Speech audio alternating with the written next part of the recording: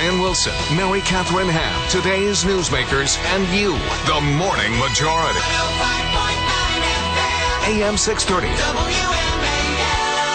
7:37 with the Morning Majority. Peter Schweizer is on the line. He's author of the new book, Throw Them All Out, How Politicians and Their Friends Get Rich Off Insider Stock Tips, Land Deals, and Cronyism that would send the rest of us to prison. How's that make you feel?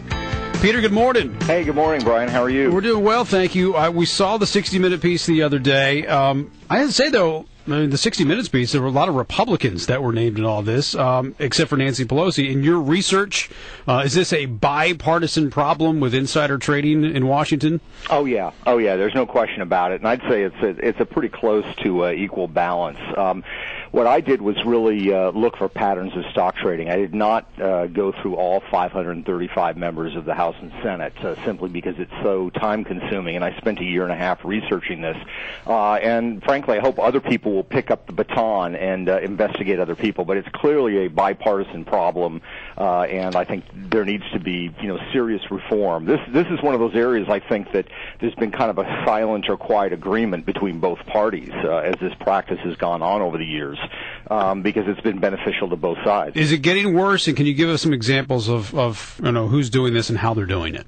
Yes, it is. It is getting worse, and it's getting worse because 100 years ago, Congress's actions didn't have the movement on the markets because Congress was not that intrusive and the government was not as large. As government gets larger, decisions they make in healthcare bills, for example, can move the stock prices of companies by 20-30%. So, for example, during the debate over healthcare reform in 2009, during the 2003 prescription drug benefit plan, you had people from both political sides aggressively and actively trading stock, pharmaceutical companies, medical services manufacturers, hospital companies, health insurance companies. In a couple of cases, those that are really actively have funds that trade quite aggressively. Senator John Kerry, for example, in 2003 during the prescription drug benefit, he had 111 stock transactions involving pharmaceutical companies. 103 of them were purchases, which was a great position to be in because, of course, the bill that passed was very beneficial to Big Pharma. All right, but is this a case? Let me play devil's advocate. Sure. I mean, I think you're right, but let me just play devil's advocate. Is this a case of really smart people who come to Washington? They're very plugged in to what's going on in the world around them. They hook themselves up with somebody who is probably a good financial advisor to help them with their stocks and their purchases, and they just do well because they are people who would do well even if they were in the private sector.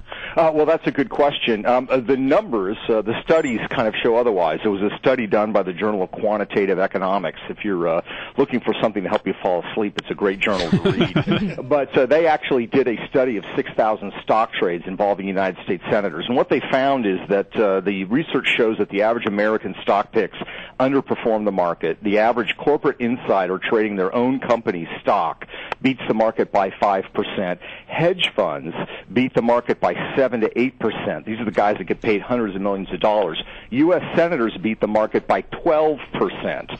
So Wow. We have got to come to the conclusion that either these guys are so incredibly brilliant that they should be making more than hedge fund managers, or something's amiss, and I think something is amiss. Yes, on the 60 Minutes episode, there was a certain member of Congress, I think it was a Republican, Backus, I believe, from Alabama, who got information from Geithner and Paulson, and then he turned around and he shorted stock. Can you explain that for folks who didn't see it? Because I find that particularly egregious. It's like betting against America. Well, Spencer Backus is an aggressive options trader, which means that, he's leveraging his money. And during the 2008 financial crisis, I don't know how he found the time to do it because he has said he does his own trading. He had traded 40 times in options during the financial crisis of a couple of months in 2008. If you look at Hank Paulson's memoir, he lays out private meetings that he had with senior congressional leaders. That included Spencer Bacchus. He names him in the book. There are several times where Paulson and Bernanke would give a apocalyptic briefing that was very specific and was a lot more apocalyptic than anything that was being discussed in mid-September of 2008. Literally, after several of these meetings, the next day, Bacchus would short the market or option certain companies, financial services companies, in the case of GE, for example, which gets a third of its revenue from financial services. So he was betting against America, and he did well. In a couple of cases, he doubled his money. He's not somebody, some people have massive swings. They make these insider bets, and they literally will, put $2 million on a health company, for example. In Bacchus's case, the numbers are smaller. He would put $10,000 down and double his money. But still, the point is that these guys are using inside information. I think it corrodes the market, and it turns public service into a profit-making venture, which is not what it's supposed to be. All right, so it's one thing to rub your hands and say this is a horrible problem. Yeah. But how do we fix it? Well, in my mind, disclosure is not enough because the disclosure system is not. I don't think it's adequate for a number of reasons. I think there's a pretty simple rule. It wouldn't be perfect, but it'd be a great improvement. The vast majority of insider trading seems to occur based on the committee you're assigned to. So my suggestion is pretty simple. If you're on the Senate Banking Committee, you should not be allowed to trade bank stocks.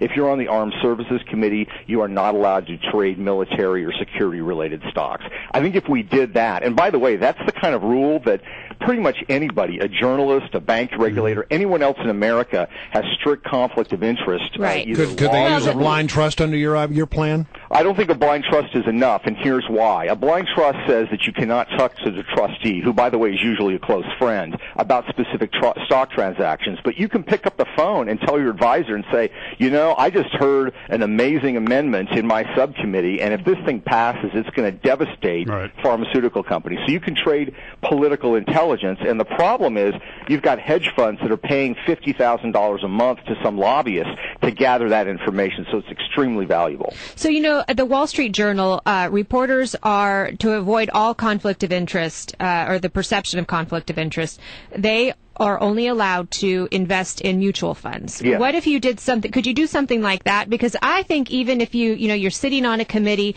and you're just not allowed to invest in defense, if you sit on the defense committee, I still think it's open to a lot of shenanigans. Yeah, shouldn't they get the 4% that we're all getting? Come on. Yeah, no, I think that would be a good reform. I think, look, the system that exists right now is outrageous because nobody else can get away with this.